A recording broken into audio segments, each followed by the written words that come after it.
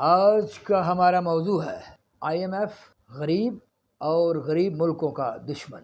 پہلی عالمی جنگ جولائی 28 1914 ٹو نومبر 11 1918 لڑی گئی۔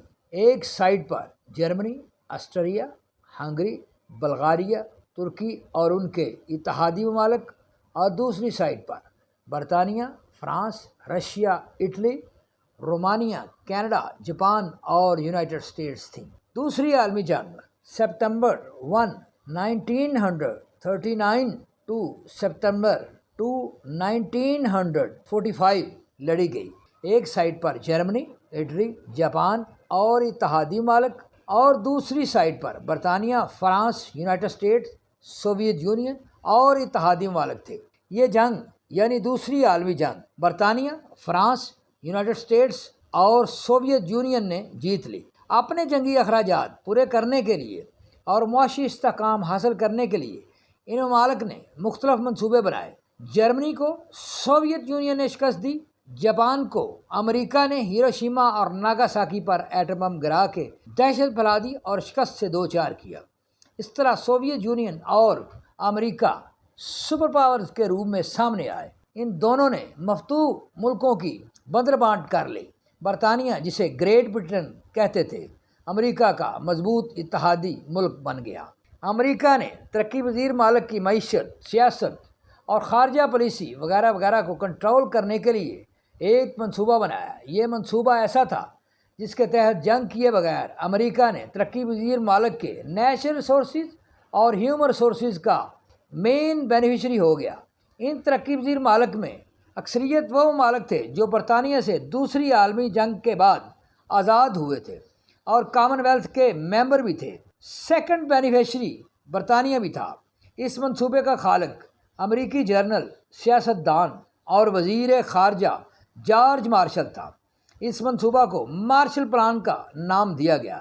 اس مارشل پلان کے عوض مارشل کو امن کا نوبل انعام دیا گیا۔ یہ ایک معاشی منصوبہ تھا جسے بیرونی امداد کا نام دیا گیا۔ بعد ازاں امریکہ اور برطانیہ کے زیر قیادت IMF، ورلڈ بینک اور دوسرے ادارے قرض دینے والے اداروں کی صورت میں سامنے آئے۔ اس سے پہلے امریکہ اور اس کے اتحادی ممالک نے یونائٹڈ نیشنز کے نام سے ادارہ بنایا، جس کے مقاصد میں ملکوں کے درمیان امن، اچھے تعلقات، انٹرنیشنل ٹریڈ، غریب ملکوں کی امداد، عوام کا معیار زندگی کا بہتر بنانا اور جنگوں کو روکنا وغیرہ وغیرہ شامل تھے۔ Brief facts of IMF۔ Number 1، IMF formation 27 December 1945۔ Number 2، type international financial institution. Number 3، purpose promote international monetary cooperation, facilitate international trade, economic growth and balance of payments, etc. Number 3, headquarters, Washington, D.C., USA. Number 4, region, worldwide. Number 5, membership, 190 countries. Number 6, official language, English. Number 7, parent organization, United Nations. Number 8, budget, 2022, $1.2 billion US.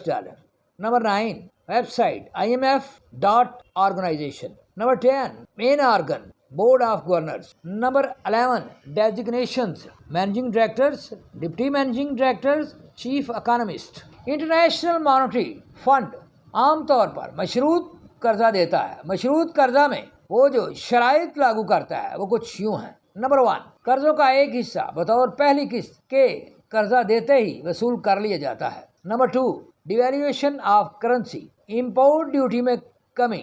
Number 4، اندرون ملک tax اور duty میں اضافہ۔ Number 5، utilities پر زیادہ سے زیادہ tax لگا دیا جاتا ہے۔ یوٹیلٹیز سے مراد پٹرول، گیس، بجلی اور ٹیلی فون وغیرہ وغیرہ ہیں۔ نمبر 6، قیمتوں میں چھوٹ کا خاتمہ۔ نمبر 7، پرائیویٹائزیشن کو فروغ۔ نمبر 8، ٹریڈ یونین کا خاتمہ۔ نمبر 9، انٹرنیشنل کرنسی ایکسچینجز کے کاروبار کو فروغ۔ نمبر 10، پرائس کنٹرول کمیٹیوں کا خاتمہ۔ نمبر 11، سبسڈیز کا خاتمہ۔ نمبر 12، ملٹی نیشنل کمپنیوں کو زیادہ سے زیادہ سہولتیں دینا۔ نمبر 13، اہم ڈپارٹمنٹ کے ہیڈ آفس میں IMF کے نمائندے متعین کرنا۔ IMF کی شرائط کی وجہ سے قرض لینے والے ملک کی معاشی ترقی رک جاتی ہے، بیرونی اشیاء کی خرید و فروخت کو فروغ ہوتا ہے، نیشنل انڈسٹریلسٹ کی حوصلہ شکنی ہوتی ہے، عوام کی جیب سے جو ٹیکس کی صورت میں نکلتا ہے وہ IMF والے لے جاتے ہیں۔ اس طرح ترقی پذیر ممالک سیاسی طور پر غلام ہو جاتے ہیں۔ IMF غریب ممالک کی خارجہ پالیسی پر بھی اثر انداز ہوتا ہے، ڈیوائڈ اینڈ رول اوور کی پالیسی اپناتا ہے، کیونکہ اس کی بیگ پر امریکہ، برطانیہ، فرانس، جرمنی، اٹلی اور دوسرے یورپی ممالک ہیں، جن کی تفصیل کچھ یوں ہے: quota and voting shares of the largest IMF members, serial number, IMF member country, percentage of quota, percentage of total votes. Number 1, United States, 17.43% quota, 16.50% total votes. Number 2, Japan, 6.47% quota, 6.14% total votes. Number 3, China, 6.40% quota, 6.08% total votes.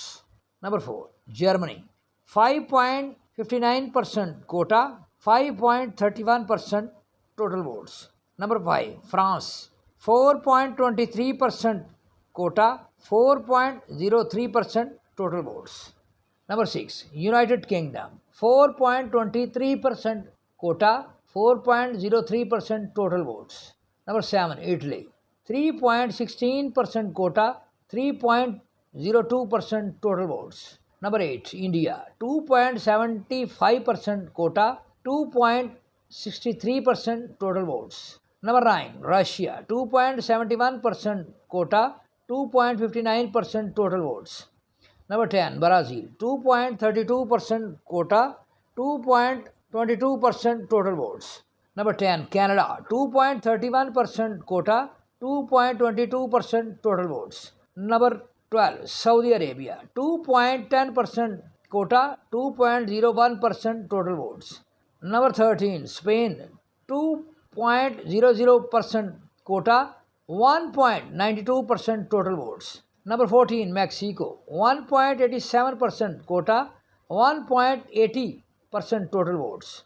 Number 15, Netherlands, 1.83% quota, 1.76% total votes. Number 16, South Korea, 1.80% quota, 1.73% total votes.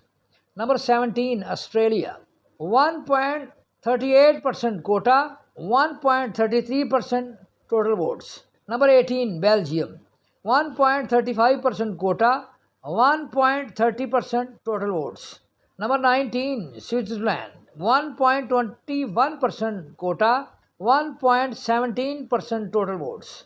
Number 20, Turkey, 0.98% quota, 0.95% total votes. Number 21, Indonesia, 0.98% quota, 0.95% total votes. Number 22, Sweden, 0.93% quota, 0.91% total votes. 23, Poland, 0.87% quota, 0.84% total votes. 24, Austria, 0.83% quota, 0.81% total votes. 25, Singapore, 0.82% quota, 0.80% total votes. جون 2022 پاکستان کا قرضہ 130.2 billion $US تھا۔ پاکستان اور IMF کے درمیان آج تک قرضوں کے 23 پروگرام ہوئے ہیں، جن کی ایئر وائز تفصیل کچھ یوں ہے: 1958, 1965, 1968, 1972, 1973, 1974, 1977, 1980, 1981, 1988 عبوری، 1988 SAF، 1993, 1994 EFF، 1994 ICF، 1995، 1997 EFF، 1997 EFF، 2000، 2001، 2008، 2013، 2019، 2022۔ IMF کے اندر 2015 میں ایک کرپشن کا اسکینڈل سامنے آیا جس میں IMF مینیجنگ ڈائریکٹر راڈریگو ریٹو کو باقاعدہ عدالت کی طرف سے سزا دی گئی۔ آخر غریب مالک کے وہ کون لوگ ہیں جو قرض حاصل کرنا چاہتے ہیں، جنہیں قرضہ حاصل کر کے فائدہ ہوتا، کیونکہ غریب تو ڈیویلیویشن آف کرنسی کی وجہ سے روز بروز غریب ہو رہا ہے اور امیر انفلیشن کی وجہ سے مزید امیر ہو رہا ہے۔ پاکستان میں 10,000 کے قریب لوگ IMF کے قرضہ سے فائدہ اٹھا رہے ہیں۔ یہ وہ لوگ ہیں جو حکومت کا حصہ ہیں۔ یہ کرپشن کر کے رقم دوبارہ ترقی یافتہ ممالک کے بینکوں میں جمع کروا دیتے ہیں۔ IMF کا قرضہ دو شکلوں میں بڑھتا رہتا ہے۔ مثلا 1958 میں جو قرضہ لیا تھا اس وقت 1 یونٹ US$ جو تھا وہ 4.76 روپے تھا۔ اب 2022 میں وہ 2020 روپے کے برابر ہے۔ ایک طرف سود میں اضافہ، دوسری طرف قرضہ میں اضافہ۔ جتنی معاشی ترقی ہوتی ہے وہ روپے کی قدر و قیمت میں کمی کی وجہ سے ختم ہو جاتی ہے۔ انڈیا نے 1993 سے IMF سے قرض لینا بند کر دیا تھا۔ انڈیا نے 31 مئی 2000 تک تمام قرضہ جو اس نے لیا تھا اس نے IMF کو بما سود واپس کر دیا ہے۔ اس وجہ سے اس کی 1 یونٹ US$ کرنسی ویلیو جو ہے 82.21 انڈین روپی ہے۔ انڈیا جب IMF سے قرض لیتا تھا اس وقت انڈین روپے کی قدر و قیمت پاکستانی روپے کی قدر و قیمت کے برابر تھی، یا پاکستانی روپے کی قدر و قیمت سے انڈین روپے کی قدر و قیمت کم تھی۔ IMF کا قرضہ معیشت کے لیے ناسور کا درجہ رکھتا ہے۔ بنگلہ دیش نے 2019 to 2020 IMF سے قرضہ لیا تھا۔ یہ قرضہ اب بنگلہ دیشی معاشی ترقی کو کھا جائے گا، جیسا کہ اس نے پاکستانی معاشی ترقی کو نقصان پہنچایا ہے۔ اس وقت 103.51 بنگلہ دیشی ٹکا امریکہ کے $1 کے برابر ہے۔ IMF کی بیک پر ہو کر امریکہ، برطانیہ اور دوسرے یورپی ممالک کیسے غریب مالک سے فائدہ اٹھاتے ہیں، اس موضوع پر میرا ویڈیو آرٹیکل سپر پاورز کیوں امیر ہیں YouTube پر موجود ہے، جسے آپ نالج کے طور پر دیکھ سکتے ہیں۔ قرضوں سے نجات حاصل کرنے کے لیے ضروری ہے کہ پاکستان منصوبہ بندی کے ساتھ معاشی اقدامات کرے، جن کی تفصیل کچھ یوں ہے۔ نمبر 1، نئی ہاؤسنگ اسکیموں پر پابندی لگا دی جائے۔ نمبر 2، کرنسی ایکسچینج بزنس پر پابندی لگا دی جائے۔ نمبر 3، سونے کے نئے زیورات بنانے پر پابندی لگا دی جائے۔ نمبر 4، غیر ملکی علاج جو حکمرانوں کے لیے فری ہوتا ہے اس پر پابندی لگا دی جائے۔ ہاں، اپنی جیب سے وہ علاج کروا سکتے ہیں۔ نمبر 5، 5 سال کے لیے قومی اور صوبائی اسمبلی کے ارکان کی تنخواہ میں اضافہ نہ کیا جائے اور TADA ختم کیا جائے۔ نمبر 6، 5 سال کے لیے نئی سرکاری عمارتیں بنانے پر پابندی لگا دی جائے۔ نمبر 7، 50% سرکاری دوروں میں کمی کی جائے۔ نمبر 8، سونے کی امپورٹ پر پابندی لگا دی جائے۔ نمبر 9، وزیر اعظم ہاؤس کے اخراجات 50% کم کیے جائیں۔ نمبر 10، صدر ہاؤس کے اخراجات 50% کم کیے جائیں۔ نمبر 11، لگژری آئٹم پر امپورٹ ڈیوٹی ڈبل کر دی جائے۔ نمبر 12، سرکاری رہائش کی ایک حد مقرر کی جائے جیسا کہ یورپ اور امریکہ میں ہے۔ میرے علم کے مطابق پاکستان میں کوئی مستند کتاب قرضوں پر موجود نہیں ہے جس میں IMF کے قرضوں کی تفصیل اور دوسرے انٹرنیشنل اداروں کے قرضوں کی تفصیل موجود ہو کہ یہ قرضے کن منصوبوں پہ خرچ ہوئے اور ان منصوبوں کے کیا اثرات ہوئے، موجود نہیں ہے۔ اگر آپ کے علم میں ہے تو مجھے اس کتاب کا حوالہ اپنے کمنٹس میں دے دیں، میں آپ کا بہت مشکور رہوں گا۔ پاکستان کو اگر ڈیفالٹ سے بچانا اور ملک کو ترقی کی راہ پر گامزن کرنا ہے تو ضروری ہے کہ غیر پیداواری اخراجات کم کیے جائیں۔ ہمارے حکمرانوں اور بیوروکریسی کے پاس وہ سہولتیں ہیں جو کہ امریکہ، برطانیہ اور یورپ کے حکمرانوں کے پاس بھی نہیں ہیں۔ کم از کم یورپ، برطانیہ اور امریکہ کے حکمرانوں کو ہی فالو کر لیا جائے تو پاکستان کی معاشی ترقی کی رفتار ایک معقول حد تک بڑھ سکتی ہے، کیونکہ پاکستان میں وسائل کی کوئی کمی نہیں ہے۔ کرپشن اور غیر پیداواری اخراجات کو کنٹرول کرنے کی ضرورت ہے۔ Please like, view, subscribe and offer your valuable comments on my YouTube channel TSC Tariq Search channel. Thank you.